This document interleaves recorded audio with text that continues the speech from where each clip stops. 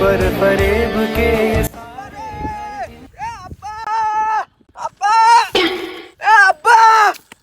তোমার জান্নাতে যাওয়ার ব্যবস্থা তো আমি করে ফেলেছি।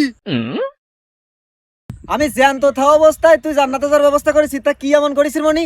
কসি কালকে রাত্রি গেছিলাম পূর্ব পাড়ায় শুনতি হুজুরি কইছে যে গরিব দুঃখীর মাঝে টাকা পয়সা দিলি পারে দান ধ্যান করলি পারে জান্নাতে যাওয়া যায়।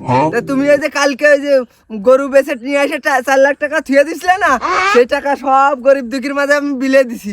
তাহলে তোমার জান্নাতে কনফার্ম যাওয়ার ব্যবস্থা করে দিছি। তুমি তো এই যে অকামসু, এতে সমস্যা নেই বুঝেছো, টিকিট কিনে ফেলেছি।